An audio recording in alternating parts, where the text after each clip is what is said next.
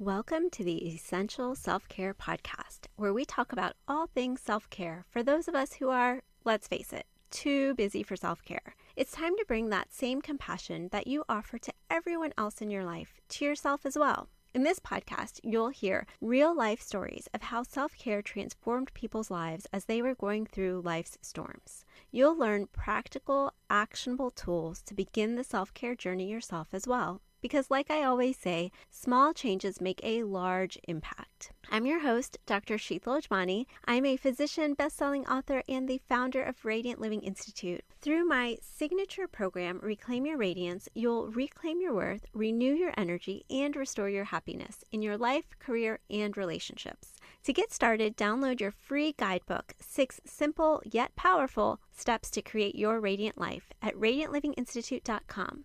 Quick disclaimer before we get started, the information in this podcast is for educational purposes only and is not medical advice. Always seek the advice of your own medical practitioner and or mental health provider about your specific situation. Now, let's get started. Today, I have the pleasure of welcoming back to the Essential Self-Care Podcast, Dr. Malathi Acharya. Dr. Malathi is the founder of Iyer Integrative Medicine, a holistic integrative medicine practice based out of Silicon Valley, California. Through her services, she aims to help you achieve optimal health and wellness through personalized care. A few weeks ago, Dr. Malathi came on and shared her self-care journey, which included some mind-body practices. Today, she'll be sharing her expertise as an integrative medicine physician on mind-body therapies. Welcome to the Essential Self-Care Podcast, Dr. Malathi. Thank you, Dr. Ajmani. It's wonderful to be back again with you. Yes, I'm excited to have you back. And I am especially excited about the topic we're going to be chatting about today because it is also one of my favorite topics, and that is mind-body therapies. Why don't we start with what mind-body therapies even are? If you could tell our listeners that, and then we can go into a little bit more about where you found it to be most useful and why this is an area of interest of yours as well. Yeah, absolutely. So our mind and body, they're connected and they're constantly communicating with each other. The emotions that we feel affect our body positively and negatively. The various mind-body treatments, they help us tune more into the communication that's happening between the mind and body and help us, one, to become more aware and attuned to what is going on. And the version 2.0 of that is that if we are aware of what is going on and are able to recognize that, we can actually go in and hack into that communication to help us. We can use it for our benefit. So that's how I look at mind-body therapies, and that's why I believe that there's great potential and they're really one of the most useful practices in my realm of integrative medicine. Absolutely. I love that. I love that so much. I always say that our body is sending us signals. It's just up to us to be aware of what those signals are. And so often, many of us, for many reasons, because we may be just so caught up in the busyness of life, or because we've never been taught how to do this, and we tend to stay more in the intellectual mind realm so much during our day that we have that disconnect between that mind-body connection and that communication, as you mentioned. But our body is really always sending us signals. It's simply up to us to increase our awareness of that. And then just like you said, once we have that awareness, we can hack that system as well. We can start to make interventions earlier when you start to notice those signals within your body to help you feel better. And, it's interesting. I shared a post on social media recently of why I teach yoga classes. And what I shared was it's not necessarily for the workout or to help get you into, some sort of fancy pose for a picture on Instagram. But one of the main reasons that and intentions that I have when I teach yoga classes, and of course, there are many mind-body practices. For me, one of the primary ones that I have used personally is yoga, but there are many mind-body practices, and we'll get into some of those in today's episode. But one of the main reasons I teach it is to help people cultivate that awareness, that mind-body awareness, because Absolutely. It is so important. yoga, executing a yoga practice or executing an asana involves us to know where we are when we start. We need to be focused on our muscles, on our breath, to understand where the weaknesses are and how we are going to correct it, and then take the corrective steps. So, as you said, there's how we approach this is how we are going to approach other things. So, in addition to being a very good exercise, in addition to building strength, flexibility, this is the mind body practice of yoga. That an additional layer that if we don't pay attention to, we may not benefit from that. Absolutely. Now, can you share, because as I mentioned, yoga is just one form of mind body practice. Can you share a little bit more about other forms of mind body practices? There are several different mind body practices. Some of them are very simple. We don't need any special training or any devices to do it. Examples are breath work and meditation and mindfulness. We just have ourselves find a calm place, find a comfortable position, find, 2 minutes, 3 minutes, 4 minutes, easy to do. There are some other modalities that are better if we learn from a trained teacher. Like, for example, I believe yoga is more beneficial if we learn from a trained yoga teacher. Yes, you can watch videos and do it, Tai Chi yoga and modality, mind body practices like that. But I feel that the benefit doubles, or not even doubles, it's power of two if we learn it from a teacher. So those are also Absolutely. And mind body practices. I may be a bit biased here, but I would actually even say and suggest that all of these mind body practices, all of them, in fact, especially when you're first learning, or even during different time periods of your life journey and self-care journey, would be most beneficial to be practiced under the guidance of someone. And one of the reasons that I mentioned that, and that I believe strongly in that, is because mind body practices, because we tend to be so disconnected and dysregulated from our bodies and our nervous system, when we start a practice like that, something that can happen is that prior traumas and experiences, or things that we know that those sort of things get stored in your body. And so when you start engaging in these practices, sometimes some of those things can come up. So I think it's just useful to have a guide of some sort to help hold space for individuals as they begin these practices, because that can come up. So whether it is a guide, a therapist, a meditation coach, a yoga coach, whatever modality that you decide to choose to explore, I would say it is beneficial to have some sort of guide, someone who you can at least touch base with, so that if some of those things come up, you have a space to go to process that, to maybe even adjust your practices to help you process it in a way that feels safe and nourishing and supportive. Yeah, absolutely. I agree with all that you said. And in addition, you have this person who's observing you while you're doing. So extra pair of eyes and feedback, and the experience becomes way more enjoyable. And never underestimate the power of connection between two human beings.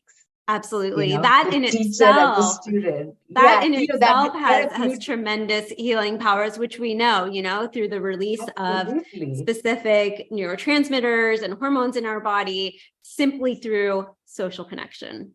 Absolutely. And my yoga teacher, I've had one yoga teacher from the day I started learning yoga, and she's like family. She's like a good friend now. And I look forward to spending that 1 hour with her on Thursday morning. Absolutely. We exchange, how are you doing? She has been my biggest cheerleader in my journey in pivoting from what I do, being in a job, to becoming an entrepreneur. She has been one of my cheerleaders, because she herself is someone who gave up a corporate job and became a yoga teacher, trained in yoga and became a yoga. So never underestimate that human connection and the power. Absolutely.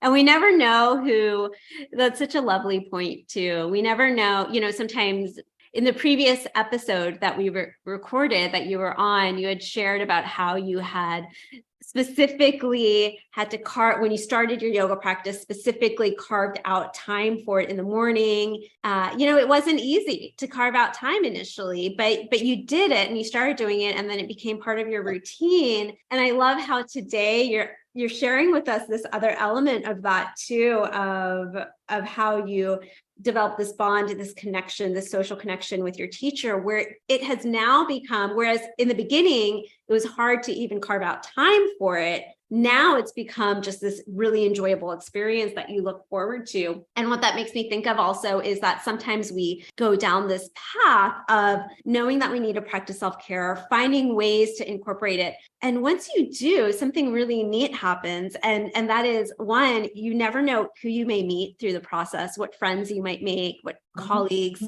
future colleagues you may become acquainted with. And it can really end up becoming something that enhances your life in so many ways that you wouldn't have even known or imagined unless you started to just explore it. Absolutely. So now that time is enjoyable. So going on to other modalities, there are treatments called, a couple of other treatments, progressive muscular relaxation and autogenic, that are easily taught, and anybody, an integrative medicine practitioner, integrative medicine physician can teach that. And they are more physical awareness of the different physical symptoms that may be going on. And they are very helpful for conditions like tension, headache, migraine, TMJ disorders, etc. They don't need any special equipment or anything, just some, training, and then you can just do it on your own. Then there's biofeedback, that initially when learning, you do need an app or a device, and, you need someone to tell you how to do it. Usually there are healthcare practitioners, myself included, who are certified in HeartMath and biofeedback. And biofeedback is a powerful way to control those physical parameters that are not usually easily controlled otherwise, like heart rate and blood pressure. Simple, but profound, with profound effects on physical parameters. That's amazing. Then there are a little more specialized practices like clinical hypnosis that have to be administered, under the guidance of trained and certified healthcare practitioners. But again, once you're under the care of such a practitioner, one can learn these things. And self-hypnosis is very, very helpful in managing anxiety and conditions like sleep disorders. So there are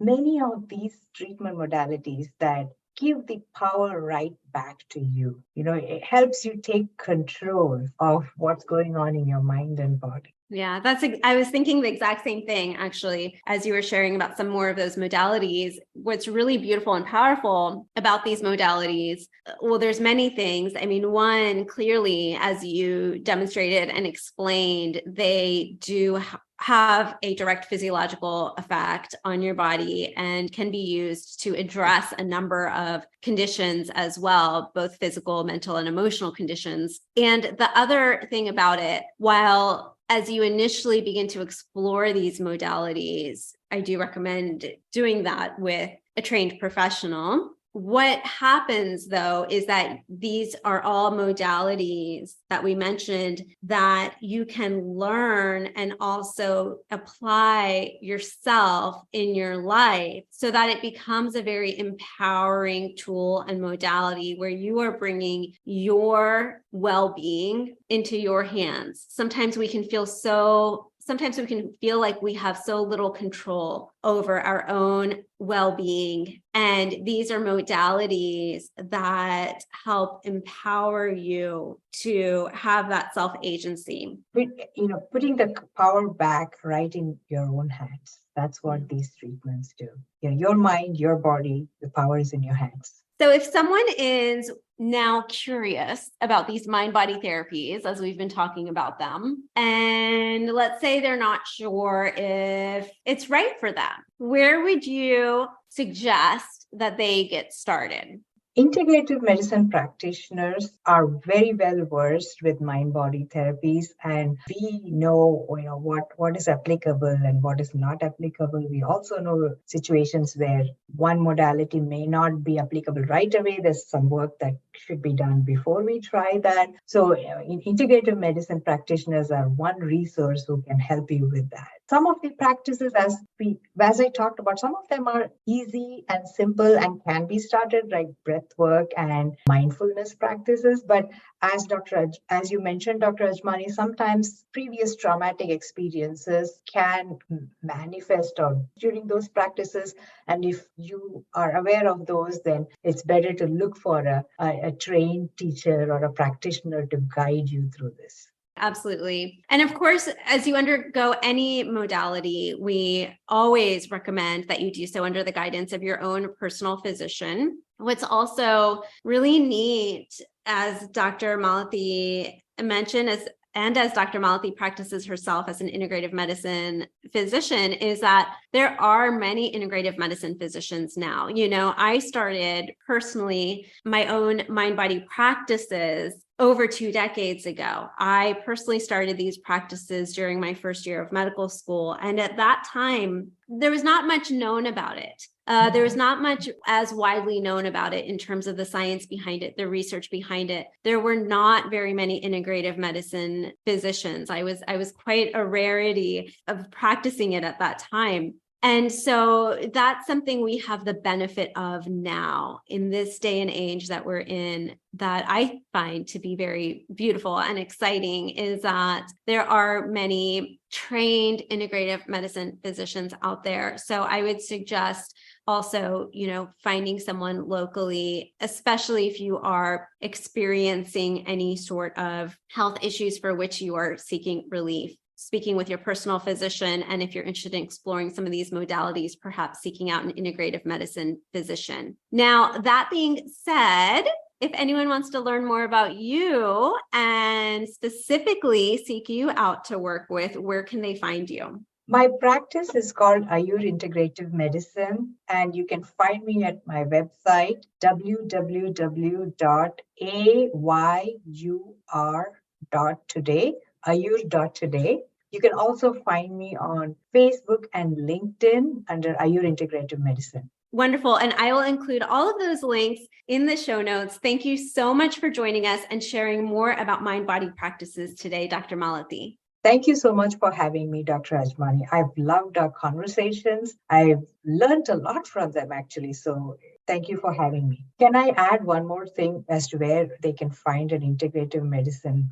You can find fellowship-trained integrative medicine providers at the Andrew Weil Center for Integrative Medicine's registry. You can go to AWCIM, Andrew Weil Center for Integrative Medicine provider registry, and you can find a trained integrative medicine provider that way. Great. I will include that link in the show notes as well. Thank you for sharing that wonderful resource. Thanks for listening. If you enjoyed this episode, be sure to subscribe, leave a positive review, and share this episode with someone you know. And remember, your free guide, 6 simple yet powerful steps to create your radiant life, is waiting for you at radiantlivinginstitute.com. Download it today.